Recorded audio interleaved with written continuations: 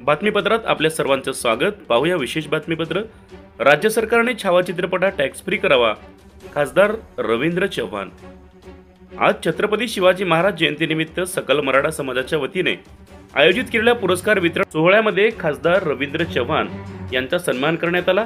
यावेळी खासदार रवींद्र चव्हाण, राज्य सरकारने छावा चित्रपट हे टॅक्स फ्री करावा, जेणेकरून हे चित्रपट सर्व विद्यार्थ्यांना पाहता येईल। छत्रपती संभाजीराजे यांचा इतिहास विद्यार्थ्यांना व शिवप्रेमींना कळेल, या हेतूने मी ही मागणी राज्य सरकारकडे करत आहे। लोकास्था न्यूज, नांदेड। आज नांदेड येथे छत्रपती शिवाजी महाराज यांचा शिवजन्मोत्सव सोहळा मोठ्या उल्हासामध्ये आम्ही सर्वांनी साजरा करत आहोत।